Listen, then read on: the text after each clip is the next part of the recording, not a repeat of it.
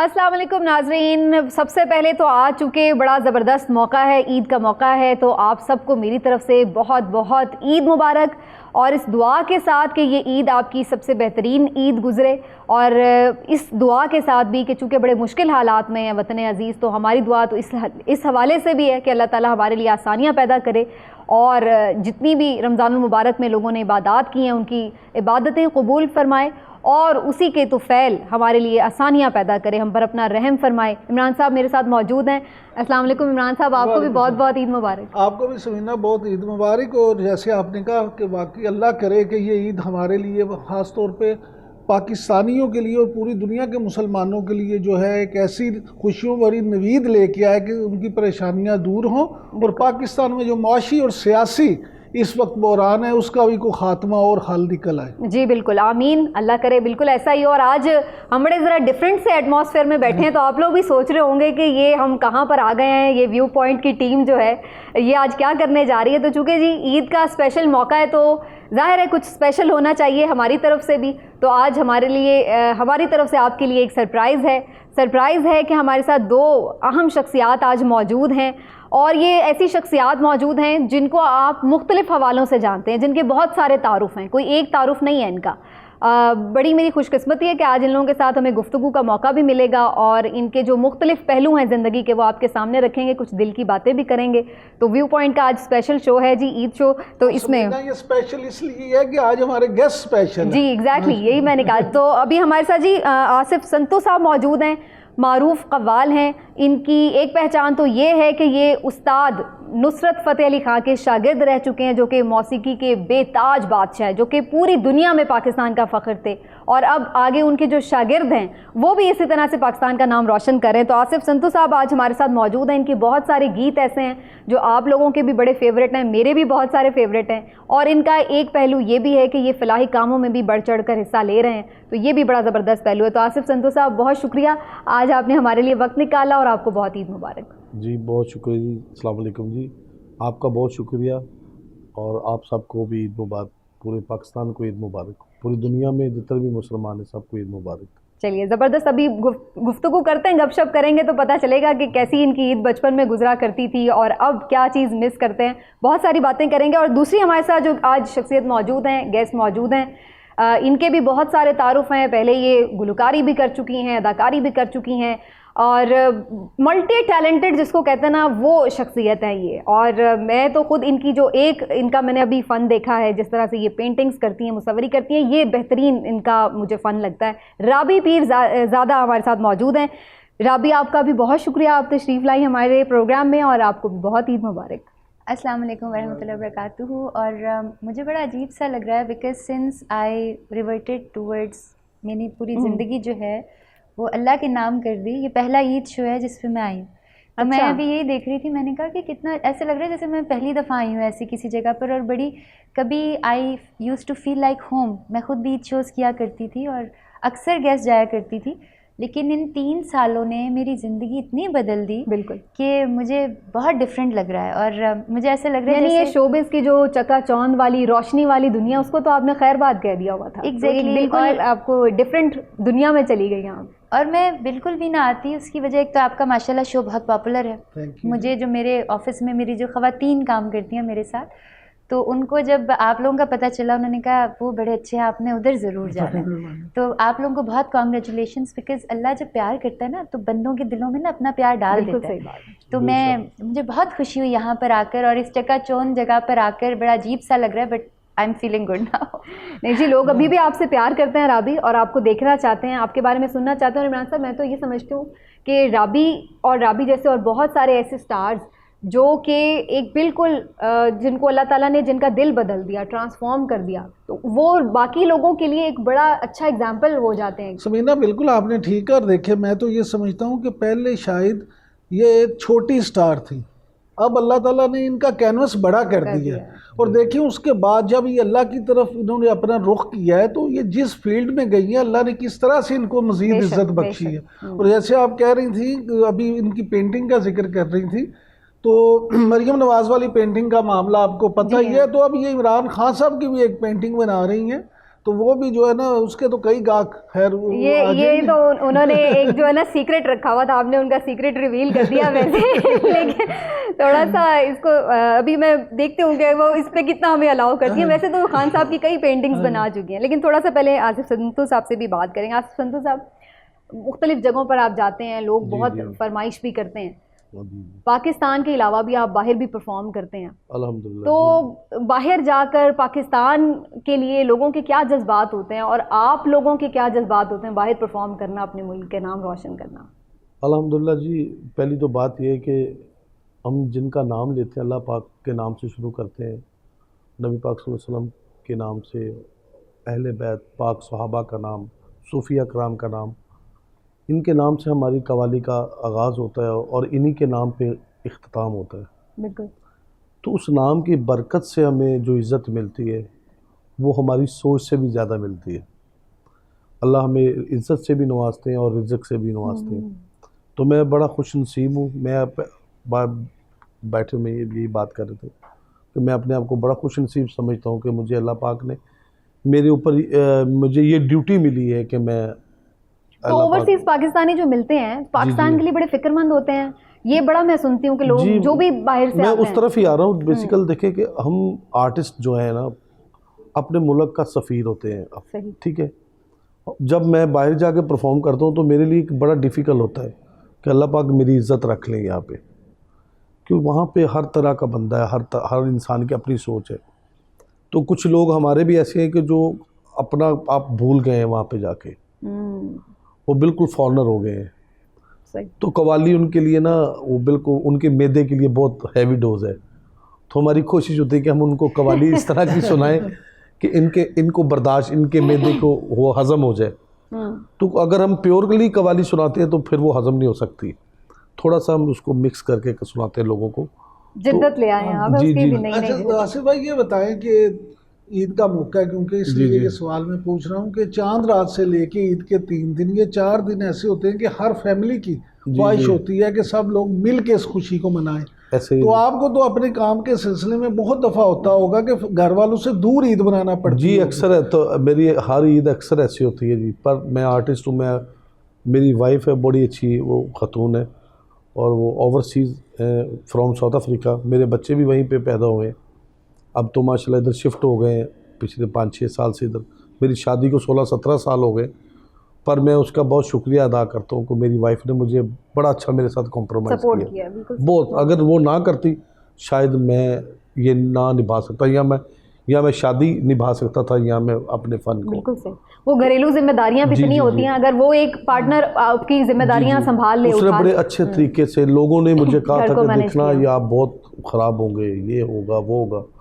अल्लाह पाक का करम, मेरे माँ बाप की दुआएं और ख़ास मेरे मुर्शद पाक की दुआएं, उनकी दस्ते शफ़क़त जो मुझ पे है हमेशा रहे, अल्लाह करे। उनके सदक़े में मैंने अप डाउन भी बहुत देखा है अपनी लाइफ में, क्योंकि ओवरसीज़ शादी करना एक आर्टिस्ट के लिए बहुत एक डिफ़िकल्ट है।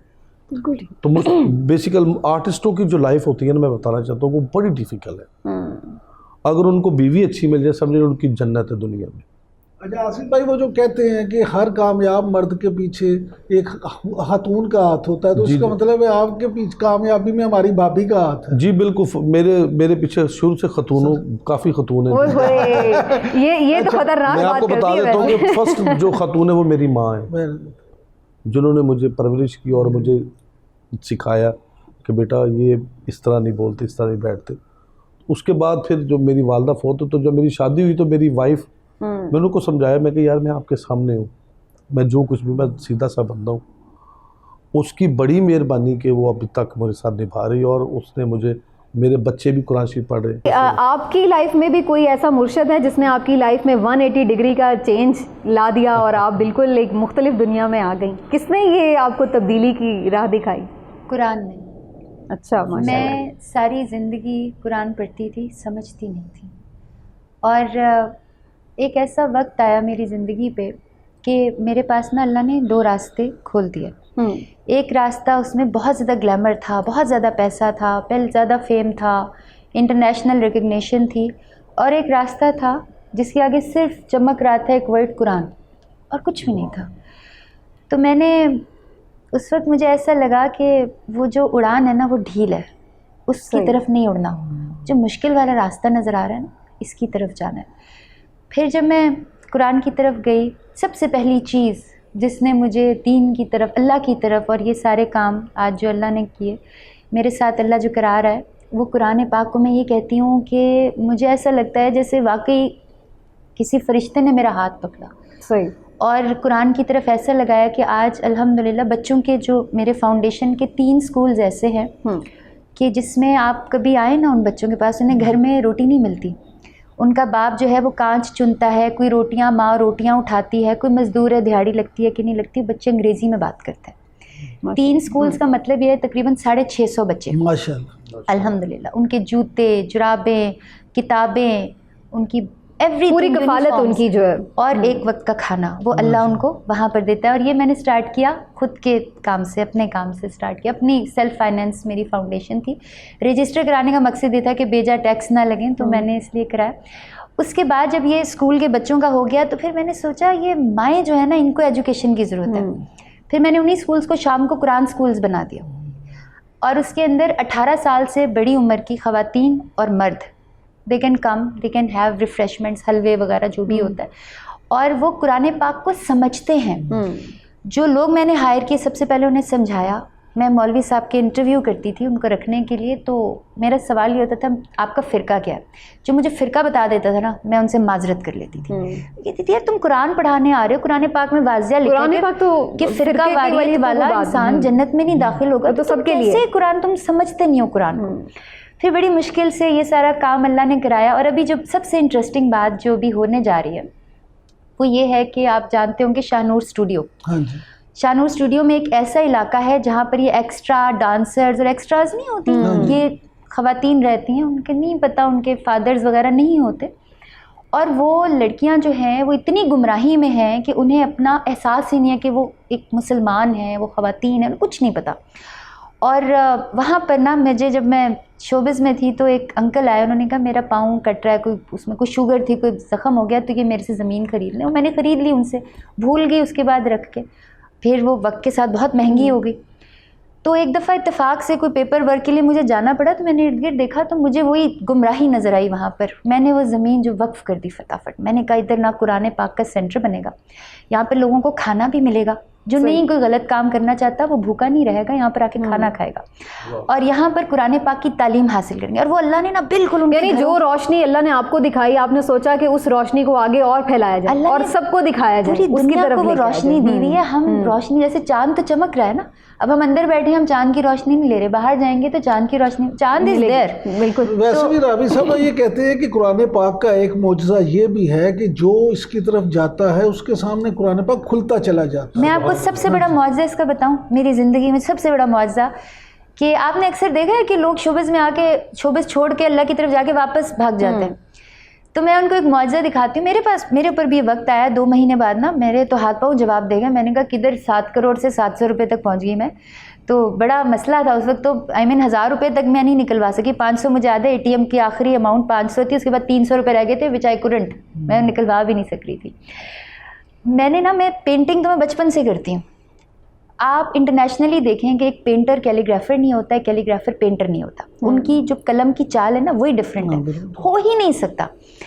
तो मैंने शुरू में सर जे आरिफ मुझे बचपन से सिखा रहे हैं, बड़े अच्छे इंसान हैं, बड़े अल्लाह वाले हैं। तो उन्होंने मुझे कहा राबी तुम ना पेंटिंग में बड़ी अच्छी हो, कैलीग्राफी ना करो, तुम्हारा हाथ ख़राब हो जाएगा।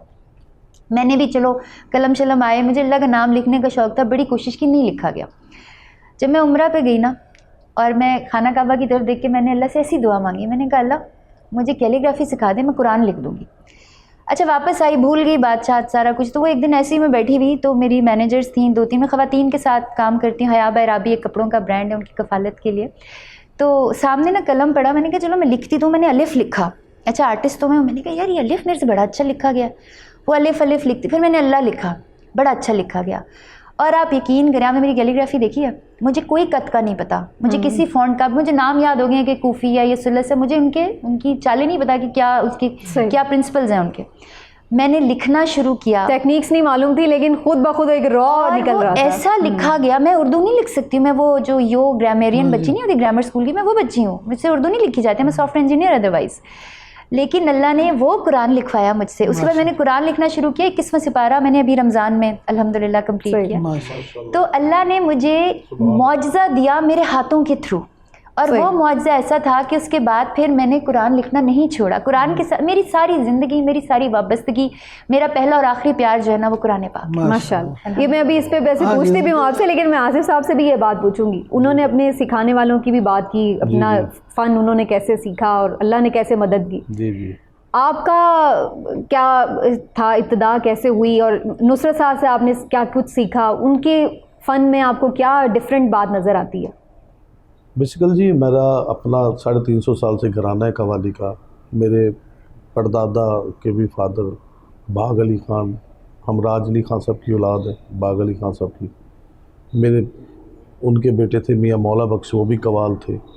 फिर मेरे दादा उस्ताद संतू खान कवाल, बहुत ज़रबुल मिसल नाम है उस संतू खान कवाल। फिर मेरे वालिद मंजूर हुसैन संतू खान कवाल। अब उनकी सीट पे फिर मैं आसिफ अली संतू खान कवाल। अब अल्हम्दुलिल्लाह अल्लाह पाक का खास फैमिली में ब्लड में तो वो एक चीज़ मेरा बेटा भी साथ शुरू हो गया, मोहम्मद अली हैदर शाह अदलान कवाल। तो बात करने का मकसद, आपने मिसाल सुनी हो कि बड़े बाप का बेटा होना, बड़े उस्ताद का शागिर्द होना, ये सबसे मुश्किल काम है। ये बात सही है। घर से ही इतना बड़ा आपको चैलेंज मिल जाता है वो बंदा ही डर जाए। हाँ, बोझ इतना होता है कि क्या उससे ऊपर आगे क्या नहीं है, मयार जो सेट हुआ होता है उसको मीट करना। बेसिकल बात का बहुत अच्छा मिल जाता है उसका बेनिफिट। यार ये फलाने का पोता है, बुलाओ यार इसको सुनो, या ये फलाने का शागिर्द इसको बुलाओ सुनो।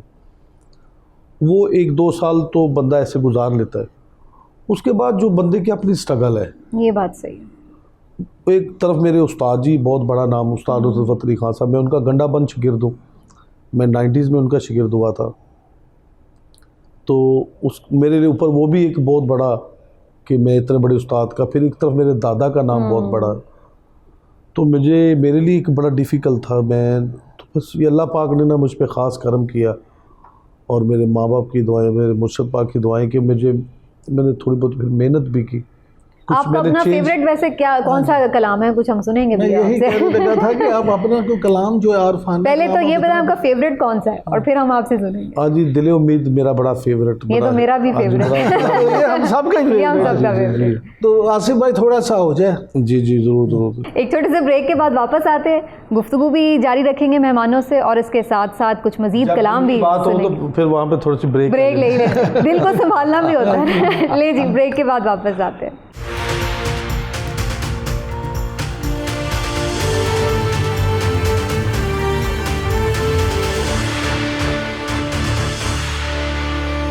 जी वेलकम बैक, और एक बार फिर आप सबको बहुत बहुत ईद मुबारक। और आज स्पेशल शो है जी व्यू पॉइंट का। मुझे तो बड़ा मज़ा आ रहा है इमरान साहब कि वो जो हम सियासी सी शकील किस्म की गुफ्तगू करते हैं उससे रूटीन से हटकर हम आज एक अलग से महफिल में बैठे हुए हैं। जसमीना, मैं तो ये सोच रहा था कि वैसे ही हमें को 3 माह बाद ऐसा कुछ स्पेशल शो कर देना चाहिए। हर 3 माह बाद ही ले आते हैं। मुंह का जायका बदलने को भी अच्छा हमारे। और हमें ये पता चलता है कि हमारे मुल्क में, दुनिया में पॉलिटिक्स के अलावा, करंट अफेयर्स, मसाइल के अलावा भी बहुत कुछ है जो आप इंजॉय भी कर सकते हैं, जो आप दिल की बात करके अपने आप को खुश भी रख सकते हैं, और एक दूसरे को भी खुशियाँ। और वैसे भी हमारे वाकफान हाल जो चीज़ें हमें बताते हैं, उससे हमें ये भी चाहिए कि अपने कारीन को इनके वाकफान हाल से भी पूछ हमारे साथ जी आसिफ संतू साहब मौजूद हैं, राबी पीरज़ादा साहिबा हमारे साथ मौजूद हैं। उनसे बड़ी अच्छी गुफ्तगू भी हो रही है, और साथ कलाम भी, उनकी ज़िंदगी के मुख्तलिफ पहलू भी जानने की कोशिश कर रहे हैं, और दिल की बातें भी। तो राबी, अभी दिल की बातें हो रही थी, आपका भी दिल किसी ने तोड़ा है क्या, या अभी जोड़ के रखा हुआ है आपने किसी के लिए? नहीं, मैंने कहा ना, मेरा पहला और आखिरी प्यारी जब मैंने कुरान को कर दिया तो दिल तो टूट ही नहीं सकता, अल्लाह दिल नहीं तोड़ता। लेकिन अच्छी बात इस ईद के ऊपर ये है कि आपको पता है कि मैं बेवा ख़वातीन के लिए काम कर रही थी, और 350 ख़वातीन जो हैं जो कि नहीं अपने कर सकी, मुतल्लिका हैं, तलाक़ याफ्ता हैं, बेवा हैं, तो उनके साथ मैंने एक ब्रांड बनाया था, हया बाय राबी। और ये मैंने इसलिए बनाया था कि शुरू में मैं रेडियाँ देती थी उनको, मशीनें देती थी ना, वो आगे से उनके बेच देते थे रिश्तेदार। अच्छा। तो मैंने उनको कहा कि मैं उनको एम्प्लॉई कर दूँ, तो मैंने उनको बुला लिया अपने घर पे। मैंने कहा चलो ये मशीनें पड़ी हैं, इन पर सीना शुरू करूँ। उन्होंने कहा, मैं अबाए पहनती थी, उन्होंने अबाए सीना शुरू किए। तो फिर हया बाय राबी अबाया का ऑनलाइन बहुत बड़ा ब्रांड बन गया उनका, मेरा उसमें कुछ भी नहीं था। उसके बाद मैंने कहा चलो तुम्हारा ये हो गया, अब आए तो इतने लोग नहीं पहनते, तुम शलवारें कमीज़ें वो अच्छी किस्म की उन्होंने की, दे गॉट ट्रेंड। और अब अल्हम्दुलिल्लाह पहला हया बाय राबी स्टोर जो है वो फोर्ट्रेस स्टेडियम में, माशाल्लाह, जो कि राबी पीज़ादा फाउंडेशन को सपोर्ट करेगा, और हमारी ख़वातीन 350 से 750 तक पहुँच गई हैं। Very good. तो मैं ये कहती हूँ कि बजाय हम सारे, जब हम चैरिटी करते हैं ना, हम जो लोगों को 100 हज़ार रुपए देते हैं ना, अगर हम वो सब जमा करके ना किसी एक इंसान का रोज़गार लगा दें, हमारा सदका जारिया भी बनेगा और उसकी हेल्प भी बहुत होगी। और फिर वो वन टाइम हेल्प नहीं होगी, क्योंकि वो आप उसका एक मुस्तकिल बंदोबस्त हो गया रोज़ी कमाने का, तो वो फिर वैसे चलता ही भी रहेगा। समीना ये कहते हैं लोग कि अपने हिस्से का दिया जो है ना वो हर एक को जलाना चाहिए, बजाय इसके कि आप किसी को 50-100 दे के तो उसे इस बात पे मजबूर करें कि वो अपना हाथ दूसरों के सामने भी जाके फैलाए। आप उसकी इस तरह से मदद कर दें कि उसको कोई अल्टरनेट रोजगार मिल जाए। ये माशाल्लाह आप दोनों का ही एक कह लें कि मुमासलत है कि दोनों माशाल्लाह फलाई काम हमारा कर जो रहे हैं। माशरा है ना वो पता है कैसा हो गया, जो मैंने देखा, क्योंकि मैं इस वक्त उम्रा सारों को भी जानती हूँ, अक्सरियत को जानती हूँ, और गरीब से गरीब इंसान के साथ भी मेरी बड़ी दोस्ती है। 2 बच्चे हैं, एक के पास ना एक केक का स्लाइस है, वो बड़ा खुश है। ये मैं अपने मौशे पाकिस्तान की बात कर रही हूँ, वो केक का स्लाइस देख रहा है, खुश हो रहा है, अल्लाह का शुक्र अदा कर रहा है, वेरी हैप्पी। उससे थोड़ा सा आगे जाए, एक बच्चा है, उसके पास पूरा केक है, उसका एक स्लाइस कम है, वो दुखी है, वो कह रही है मेरा एक स्लाइस कम क्यों है, मुझे अच्छा नहीं लग रहा है ये एक स्लाइस कम है। हमारा मौशा ना ऐसे लोगों से है कि कुछ लोग जो है वो थोड़े में बहुत खुश हैं, दे वेरी हैप्पी कंटेंटेड, और कुछ लोग हैं उनके पास बहुत सारा है, वो क्योस में है, कहते हैं ये जो नहीं है ये क्यों ये भी क्यों है? नहीं है? तो हमें इस चीज़ से निकलना है। तो वैसे आसिफ भाई आप अभी जो बात कह रहे थे और राबी साहिबा ने जो बात की, यहाँ ये भी एक बड़ी तफरीक है माशरे में कि अगर कोई एलीट क्लास का बंदा अपनी बीवी के साथ काम कर रहा हो तो कहते हैं देखा कितनी अंडरस्टैंडिंग है, जी, और अगर कोई गरीब आदमी करता है तो कहते हैं चुंडू है चुंडू। तो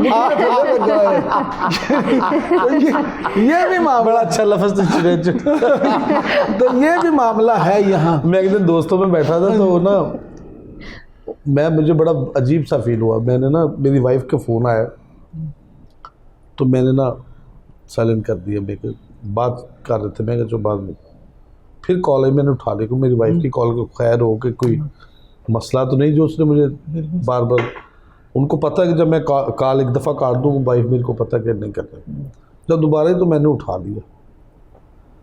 तो जब उठाया और मेरी वाइफ ने कहा आप फ़ोन क्यों नहीं उठा रहे, मैं कहा यार मैं एक मीटिंग में बैठा हूँ मैं अभी। उन्होंने कहा चलो ठीक है। अब वो औरत होती है, मर्द अल्लाह ताला ने एक बनाया है, जिबिल्लत भी तो है ना। हाँ जी। तो वो उसको पता नहीं क्या जेल में, उसने फिर फ़ोन कर दिया, मैंने फिर उठा लिया। रूटीन में मेरी वाइफ का फ़ोन है, मैं को कोई गैर औरत का फ़ोन नहीं उठा। वो सारे लोग कहते खां साहब तुझे सही थले लगे। यार एक ही भी थले लगे, तो मैं कह इसका मतलब बीवी का फ़ोन नहीं सुनना चाहिए।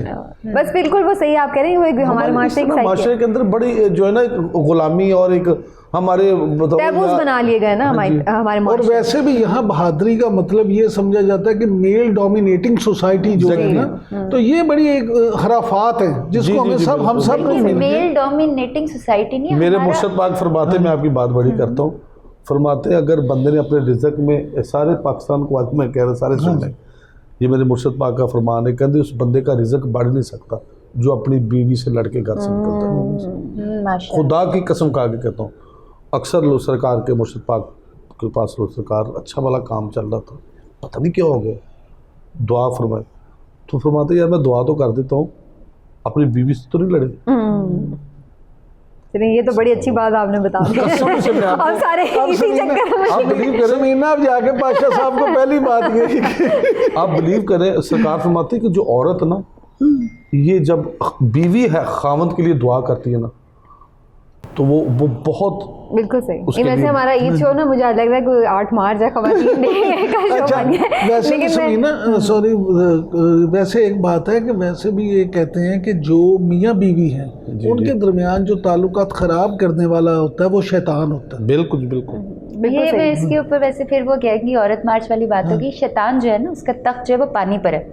तो जब रात को उसके चेले आके बताते हैं ना, कहते हैं अच्छा तुमने क्या कराया, मैंने ज़ना कराया, ठीक है, तुमने क्या कराया, मैंने चोरी कराई, क्या करा, ठीक है, कहते तुमने क्या कराया, कहते मैंने मियाँ बीवी में जुदाई डाली। तो ही स्टार्ट्स डांसिंग, वो धमाल डालना शुरू कर देते, कहते ये कराया। तो ईद का मौका है, मुझे बड़ा अच्छा लग रहा है। हम ये पता है ये बातें बड़ी ज़रूरी हैं, और ये मेरा आपका चैनल वालों का सदका जारी है, क्योंकि कोई एक कपल भी हमारी बातों से ठीक हो जाए या जो भी अपनी हजरात डायरेक्शन, अपनी बीवियों से नाराज है, ईद के मौके ईद वाले दिन आप माफी मांग सकते हैं। नहीं, ईद का मौका ही ऐसा है कि जितने भी लोग एक दूसरे से रूठे हुए हों, चाहे वो दोस्त हैं या रिश्तेदार हैं, ये तो इतनी मीठी ईद है, इसमें ये सबसे अच्छी बात है कि आप अपनी दूर कर लें। आप बेहतर जानते हैं, सब लोग जानते हैं, ईद का मकसद नए कपड़े पहन के खुद को नहीं देखना। सही बात है। ईद का मकसद है कि आपने नए कपड़े पहने तो दूसरे की तरफ भी देखें, अंदर के गंद को, अंदर की गंदगी को साफ करना। कोई यार और रमजानुल मुबारक जो है उसका सबक भी तो यही है। रमज़ान का सबक मैं बताती हूँ। रमज़ान का सबक ये है कि जो गैर मुस्लिम ममालिक हैं वो अपनी हर चीज़ को डिस्काउंट कर देते हैं। हमारे यहाँ हमारा इस्लामिक रिपब्लिक ऑफ पाकिस्तान में वो चीज़ें नहीं जो डॉलर्स में आती, डॉलर महंगे हो गए, दैट्स समथिंग एल्स। केले पाकिस्तान में बनते हैं, स्ट्रॉबेरीज इधर होती हैं, गंदम इधर होती है, इवन दूध। हम ये सारी बातें हमारे प्रोग्राम में कर चुके हैं। सीरियसली आप ये सोचे ना कि ये चीजें बाहर की नहीं है, डॉलर्स में नहीं आ रही है। दुनिया में कपड़े, अब तो हमारे यहाँ मौका परस्ती डिपार्टमेंटल स्टोर्स में बकायदा रमजान में वो अलग काउंटर बना देते हैं। ईद के ऊपर देखिए मेरा वहाँ पे 25 बार मैं यूरोप जाता डिफरेंट पैकेजेस अनाउंस हो जाते हैं, वहाँ पे 50% डिस्काउंट दे देते हैं। और ईद देखें, ईद के ऊपर बड़ी बात है ना, ईद के जो कपड़े होते हैं, मैंने एक पिंडी बहरिया में वहाँ की खवातीन के लिए एक स्टोर बनाया, राबी पीरज़ादा वुमेन्स स्टोर। आपको पता है, वो अपने पैसे से बड़ी मेहनत से बनाया। It is the first store in Pakistan जिसमें सिर्फ खवातीन ही करती हैं, खवातीन ही बेनिफिशरी हैं, खवातीन सेल्स करती हैं, खवातीन ही अंदर जा सकती हैं, बंदों के जाना भी मना है। उनके आपस में जो लॉन्जरे होती है या उनकी जो मेकअप वगैरह वो है, पूरे रमज़ान उस पर हमने 1% भी प्रॉफिट नहीं लिया।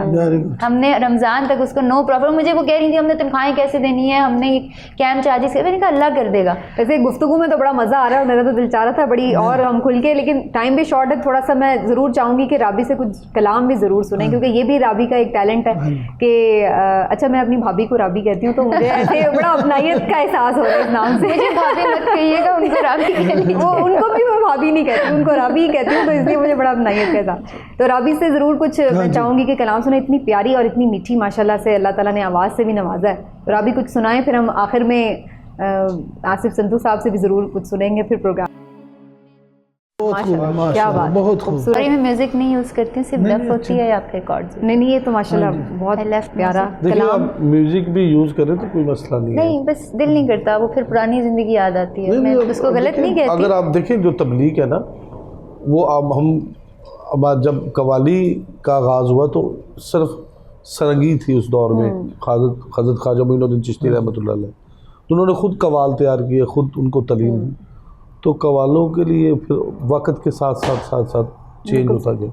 अच्छा संत साहब, हमारा भी अब टाइम भी प्रोग्राम का बस कम रह गया, लेकिन मैं आपके भी कुछ, चूँकि राबी ने भी काफ़ी जिक्र किया अपने फलाही प्रोग्राम्स कहाँ कैसे कैसे वो कर रही हैं, तो आप भी थोड़ा सा ज़रूर इंट्रोड्यूस करवाएं। मैं इसलिए भी चाहती हूँ ताकि लोग हेल्प आउट भी करें और फिर एक दूसरे को भी, आपको खुद भी एक मोटिवेशन मिलती है, लोगों के लिए मोटिवेशन है, लोग जी। मैं थोड़ा सा इसको तफसील से बताऊँगा अपने ट्रस्ट पाक के बारे में। मैं ट्रस्ट पाक इसलिए कहता हूँ लफ्ज़ पाक क्योंकि ये आले रसूल का घराना है।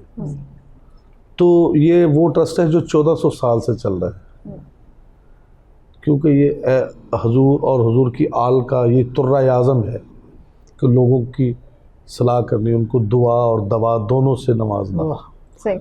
तो हमारे मुर्शद पाक का घराना जो है वो काज़मी सादात हैं, हम कादरी नुशाही हमारा सिलसिला है। हमारे मुर्शद पाक सैयद फ़कीरुल्लाह शाह साहब, अल्लाहुम्मा सल्ली अला मुहम्मद व अला आलि मुहम्मद, उनके नाम पे ट्रस्ट है सैयद फ़कीरुल्लाह शाह ट्रस्ट, और उसका एम्बेसडर हूँ मैं।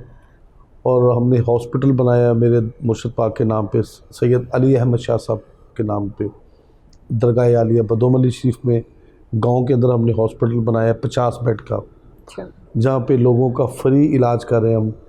और हिकमत के ज़रिए से भी आई कैंप लगते हैं हमारे, इसलिए मैं शॉर्ट बता रहा हूँ कि लोगों को ज़रा टाइम की शॉर्टिंग है। जी, इस साल में हमने तकरीबन 45 से 50 लाख रुपया लोगों को हंसने कर्जा दिया कि लोग अपना कारोबार कर सकें, अपने बजाय वो किसी के आगे हाथ फैलाएं। बिल्कुल ठीक। काफ़ी रोजगार का हाँ कुछ जी, अल्लाह बंदोबस्त का करें। शुक्र है, कई ख़ानदान इस वक्त उनका रोज़गार, किसी ने अपना रिक्शा ले लिया, किसी ने अपना कुछ बना लिया। अल्लाह पाक का करम, वो लोग हमें आगे, हम लोगों को ज़्यादा से ज़्यादा बता रहे हैं कि लोग हमें और डोनेशन करें, हम लोगों की हेल्प कर सकें। अभी तक तो हम खुद ही कर रहे हैं, करने वाली तो अल्लाह पाक की ज़ात है, हमारी जो पीर भाई हैं हमारे, बस वो वसीला भी अल्लाह ताला की हाँ तरफ जी। से ही और बनता अल्लाह है ताला कि जिसको इस काम के लिए चुन ले, देखें ये अल्लाह के, ये भी एक ख़ास अनायत होती है अल्लाह ताला की कि अल्लाह को जिस बंदे को भी अपने बेशक। इस काम के लिए चुन ले। बेशक कुरान ये पाक में है ना, अल्लाह बेशक जिसे चाहता है हिदायत हिदायत दे। बेशक। तो उसमें ये है कि हमारे जो मुर्शिद पाक हैं, वो ऑनर हैं ट्रस्ट के, सैयद आदिल मेहदी शाह साहब, सैयद सलमान अली शाह साहब और बीबी जी शाह बानो जी सरकार की बेटी हैं, वो ख़ुद भी डॉक्टर हैं। तो ये भी हमें प्लस पॉइंट बड़ा अच्छा हमारे लिए कि वो खुद डॉक्टर भी हैं। जी माशाल्लाह, ज़बरदस्त। अल्लाह ताला आपको इसका अजर भी दे और आपके काम में और बरकत भी डाले। लेकिन आसिफ भाई टाइम तो बहुत कम है, लेकिन ईद पे ना, ईद ऐसी फीकी जाएगी कि इस मीठी ईद पे भी लोग आपसे कुछ सुन ना सके। नहीं नहीं, ये तो हम बिल्कुल सुनेंगे। और मैं बल्कि प्रोग्राम भी मुझे क्लोज करना, तो मैं उनको पहले थैंक्स भी बोल दूं कि वो आए और हमारी ईद को इतना स्पेशल उन्होंने आज बना दिया। आज वाकई व्यू पॉइंट स्पेशल शो नहीं है, बल्कि हम सब के लिए बड़ा स्पेशल है। तो बहुत शुक्रिया राबी, आपका भी बहुत शुक्रिया। और व्यूअर्स ने भी, मुझे उम्मीद है कि प्रोग्राम में एंजॉय भी किया होगा और बहुत कुछ सीखने को भी मिला होगा। तो आज के प्रोग्राम से हम आपको खुदाफिज कहते हैं।